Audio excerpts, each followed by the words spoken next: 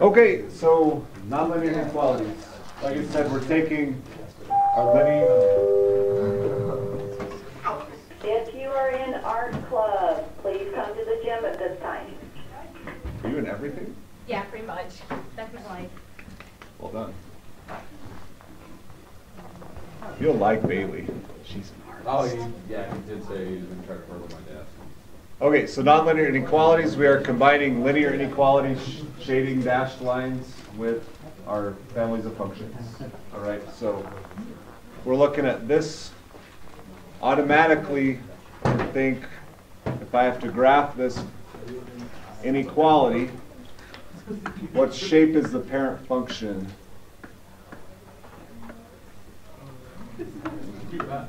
Okay, you can say it. It's a V. Yeah, it's the absolute value, right? We could make this advanced here today if you want, I guess. So the parent function. Okay, it looks like that, right? This is our parent.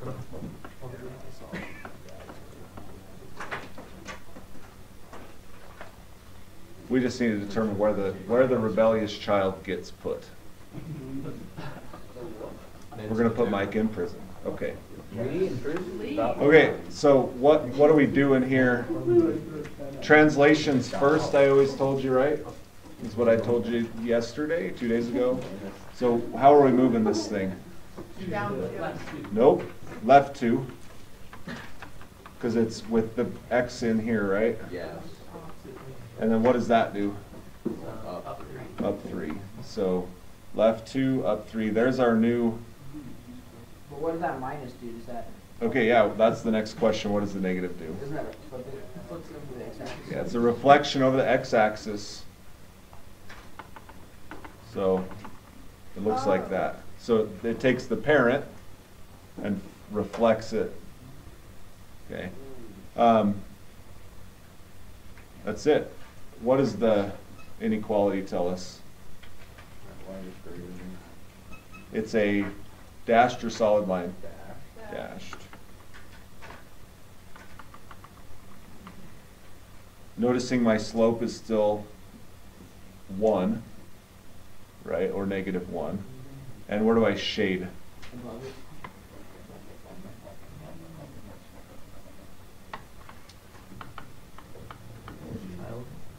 Our rebellious child must be all over the place this time. Oh my God, you're out of prison now. Yep. Okay. Imagine like if they didn't have a sound and then all of a sudden they're looking on YouTube and they see you spell child. Quit acting as a child. So that's it. You graph, and then all you determine is shading and dashed or solid. Okay. So it shouldn't be a big leap if you know the other 2. Now, should or shouldn't, if it is, I can help you take care of that. There's a cubic in the book, but I already went over a cubic here on the board, so I want to pick a different one. Is that all right? Future edition.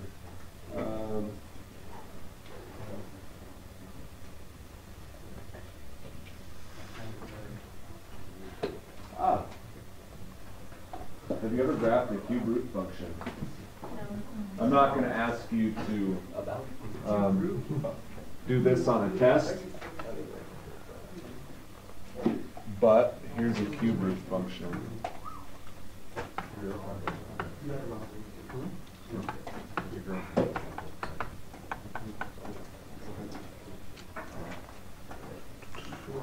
Let me give you the parent function, and then we'll move it and shade it. Is that going to be the same thing as the square root? It's very close, but it has Is it 3 humps? it has negatives. Okay, so that's the one. Okay, the parent function for a cubic looks very similar to a square root, but cubics are okay with negatives, so it does this. Right? So this is your parent y equals the cube root of x. Okay.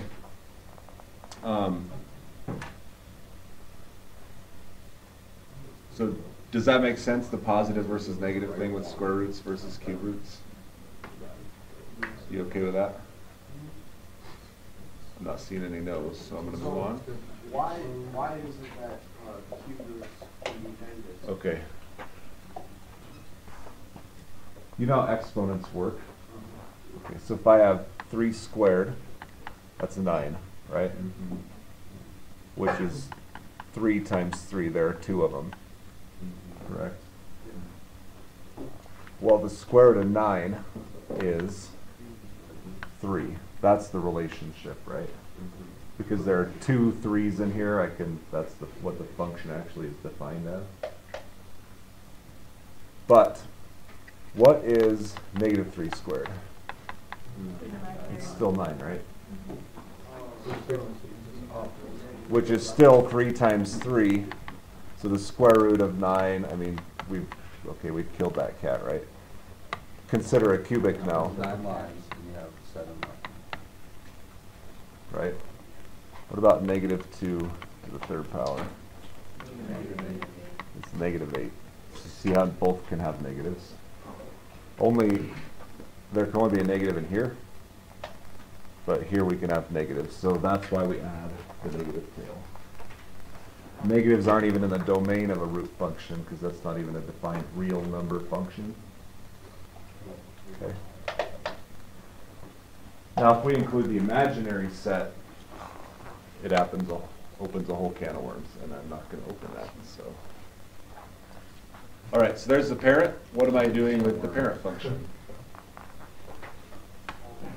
Moving it down 1, no, to the up 2 and to the right 1. Up 2, right 1. Okay. Again, noticing it's paired there in the root.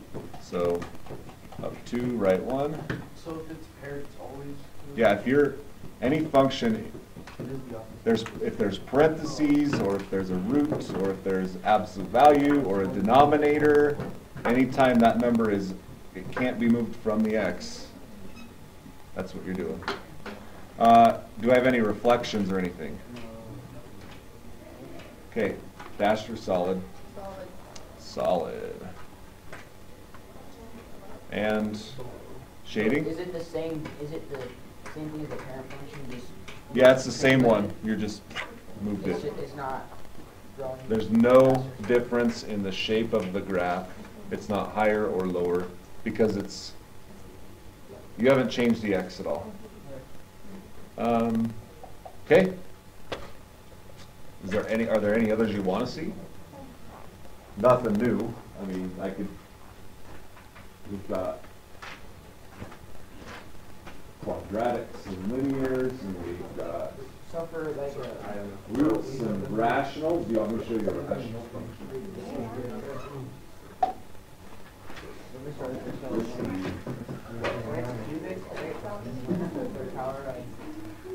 What does that do? They can have those like 3 Yeah, you get the x squared. Yeah, x cubed plus x squared plus x. We aren't there yet. Okay, a rational inequality. You know? Me. Let me make sure it's right here. No! FCA.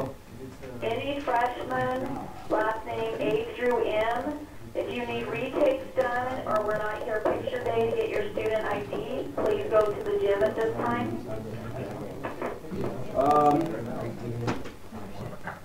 You know what?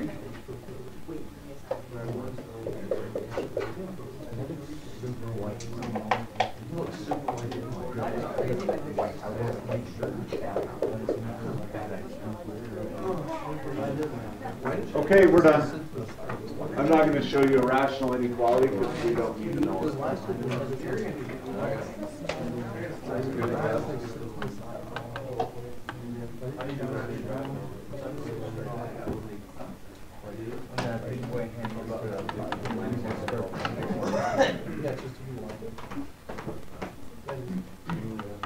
Okay. Wow, we're already done with this lesson? I don't even know where he does it. I just memorized it. So, yeah. Wow, 21,370.